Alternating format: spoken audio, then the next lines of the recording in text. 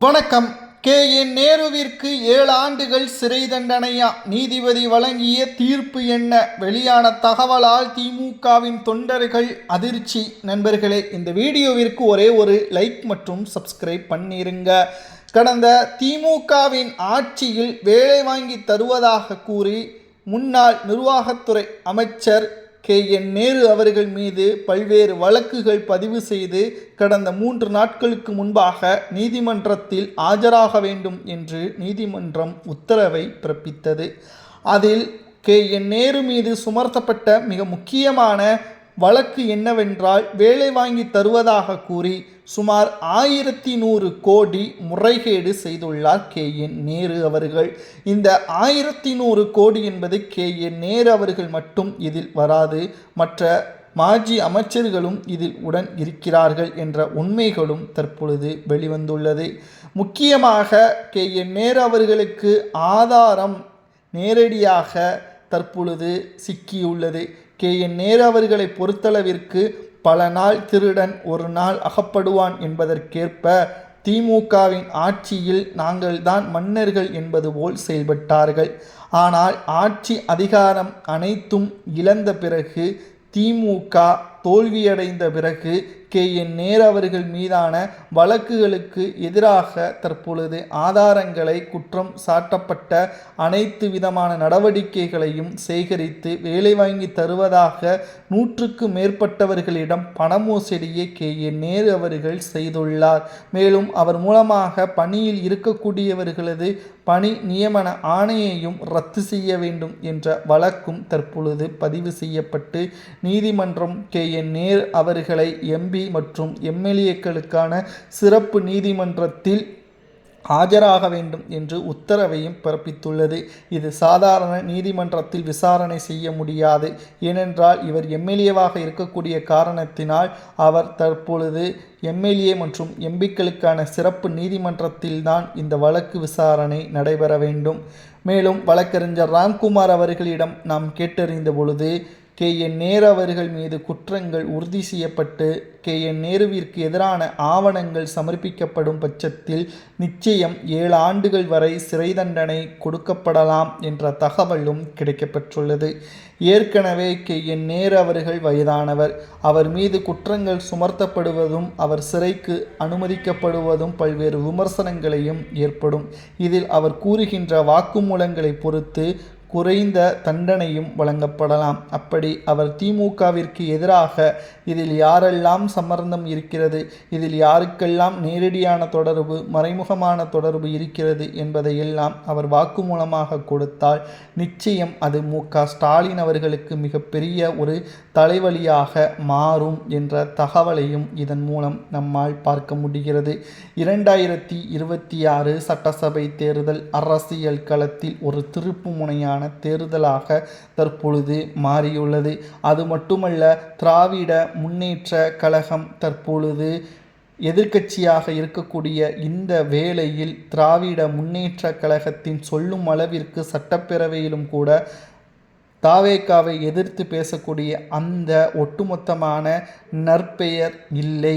ஏனென்றால் எடுத்த உடனே தாவேகாவினர்கள் நீங்கள் ஊழல்வாதிகள் தானே, உங்களது பேச்சை நாங்கள் ஏன் கேட்க வேண்டும், நீங்கள் ஊழல் செய்தது மட்டும் நாங்கள் ஆதாரங்களுடன் சேகரித்து மக்கள் மத்தியிலேயே நாங்கள் வெளியிடுவதற்கு தயாராக இருக்கிறோம் என்பதையெல்லாம் பேசியிருப்பது அரசியல் வட்டாரத்தில் மிகப்பெரிய அளவில் பரபரப்பை தற்பொழுது ஏற்படுத்தியுள்ளது.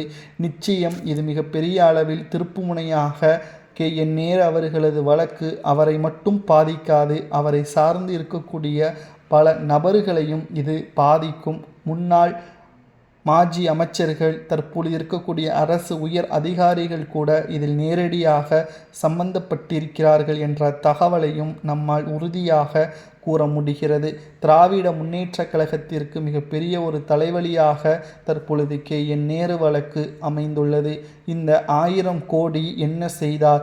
அவர் தனிப்பட்ட சொத்தாக இதை மாற்றவில்லை. நாம் ஏற்கனவே கூறியபடி கே.என். நேரு அவர்கள் தேர்தலுக்கு முன்பாகத்தான் இந்த பணி நியமன ஆணைகள், வேலை வாங்கி தருவதாக மோசடிகள், இந்த பணத்தை தேர்தல் செலவிற்காக பயன்படுத்தியுள்ளார். 40% தேர்தல் செலவிற்காக இந்த பண பணங்கள் பயன்படுத்தப்பட்டுள்ளது. ஆனாலும் கூட திமுக ஆட்சி அதிகாரத்தை இழந்துள்ளது என்பதும் குறிப்பிடத்தக்கது. திராவிட முன்னேற்றக் கழகத்திற்கு மிகப்பெரிய ஒரு அவமானமாக திமுக தோல்வியை தழுப்பொழுது கே.என். நேரு அவர்கள் நீதிமன்றத்தில் 7 ஆண்டுகள் சிறை தண்டனை பெறக்கூடிய நிலைமையும் தற்பொழுது உருவாகியுள்ளது என்றால் இதன் பின்னணியில் இருக்கக்கூடிய நபர்களும் தற்பொழுது எதிர்வரக்கூடிய அரசியல் காலத்தில் திமுக அரியணையில் ஏறுவதற்கான வாய்ப்புகளை இல்லை என்ற தகவலும் இதன் மூலம் நம்மால் பார்க்க முடிகிறது. கே.என். நேரு அவர்கள் என்னென்ன முறைகேடெல்லாம் செய்திருக்கிறார் என்று பார்க்கும் பொழுது வேலை வாங்கி தருவதாக மோசடி, நிர்வாகத்துறையில் மோசடி, ஒரு இடத்திலிருந்து மற்றொரு இடத்திற்கு அரசு ஊழியர்களை இடமாற்றம் செய்ய வேண்டும், அவர்களுக்கு தோதுவான மாவட்டங்களோ ஊர்களோ இடமாற்றம் செய்ய வேண்டும் என்றால் குறைந்தபட்சம் 15 லட்சத்திலிருந்து அதிகபட்சம் 1 கோடி வரைக்கும் முறைகேடுகள் நடைபெற்றுள்ளது. அது மட்டுமல்ல, நிர்வாகத்துறையில் இவர் பல்வேறு குளறுபடிகளை செய்துள்ளார். இவரது சொகுசான வாழ்க்கைகள் மினி ஜமீன்தார் போலவே இவரது குதிரைகள், இவரது ஒட்டுமொத்தமான சொகுசு வாகனங்கள் மற்றும் பிரம்மாண்டமான பங்களாக்கள், கல்யாண மண்டபங்கள், இதற்கெல்லாம் பணம் எங்கிருந்து வந்தது? சுமார் 600 ஏக்கர் வரை வைத்திருக்கிறார். கோபாலபுர குடும்பத்தை விட அதிகமாக சொத்துக்கள் இவர் வைத்திருக்கிறார் என்றால் இதற்கெல்லாம் பணம் எங்கிருந்து வந்தது? பாட்டன் பூட்டன் சேர்த்த பணம் ஒன்றும் கிடையாது. அரசியலுக்கு வந்த பிறகுதான் இவர்கள் குடும்பத்தோடு சேர்ந்த பணம் என்பதும் குறிப்பிடத்தக்கது. மக்களின் வரிப்பணங்கள் பட்ஜெட் தாக்கலின் பொழுது அந்த துறைக்கு ஒதுக்கீடு செய்யப்பட்ட நிதியிலிருந்து 20%, 30% என்று கமிஷனை எடுத்து பட்டா இல்லாத நிலத்திற்கு பட்டாவை இவர்கள் பெயரில் போடப்பட்டு பினாமிகளாக மாற்றப்பட்டு அதில் விவசாயங்களை நடத்தி அதற்கு பிறகு காலதாமதமான பிறகு எங்களது நிலம் என்று உரிமையோடு இவர்கள் பொதுவெளியில் பேசுகிறார்கள் என்றால் நிச்சயம் இதற்கு மக்கள்தான் முழுமையான பொறுப்பேற்க வேண்டும். தகுதி இல்லாதவர்களுக்கு மீண்டும் மீண்டும் வாய்ப்புகளை கொடுத்து அவர்கள் ஊழல் செய்வதற்கு உறுதுணையாக செயல்பட்டு தற்பொழுது மாட்டிக்கொண்ட பொழுது இவர் குற்றவாளிதான் என்று மக்களே அங்கு கூறுகிறார்கள். ஆனால் தவறு செய்வதற்கு முக்கியமான காரணமே மக்கள் ஒரு முறை வாய்ப்பை வழங்கிய பிறகு அவர் தவறானவர் என்றால் மீண்டும் வாய்ப்புகள் வழங்கக்கூடாது என்பதுதான் நிதர்சனமான உண்மை. ஆனால் இங்கு என்ன நடக்கிறது? மீண்டும் மீண்டும் போட்டியிடக்கூடிய நபர்கள் செந்தில் பாலாஜி உள்ளிட்ட பலரும் வெற்றியடைந்து கொண்டுதான் இருக்கிறார்கள் என்பதும் குறிப்பிடத்தக்கது. ஆனால் எதிர்வரக்கூடிய அரசியல் காலகட்டத்தில் எப்படி மு.க. ஸ்டாலின் தோல்வியடைந்தாரோ அதேபோல அடுத்த தேர்தலில் உதயநிதி, கே.என். நேரு மற்றும் ஏவா வேலு, சேகர் பாபு இவர்களும் தோல்வியடைவார்களா என்ற கருத்துக்களை கமெண்ட் வாயிலாக கூறுங்கள். கே.என். நேரு அவர்கள் மீது வழக்கு தொடர்ந்த நிலையில் 7 ஆண்டுகள் சிறை தண்டனை வழங்கப்படும் என்று வழக்கறிஞர்கள் கூறுவது சரியானதா அல்லது அதிகபட்ச தண்டனை என்ன வழங்கலாம் என்பதை மறக்காம கமெண்ட் வாயிலாக கூறுங்கள். இதுபோன்ற அரசியல் செய்திகளை தெரிந்து கொள்ள ஒரே ஒரு லைக் மற்றும் சப்ஸ்கிரைப் பண்ணிருங்க.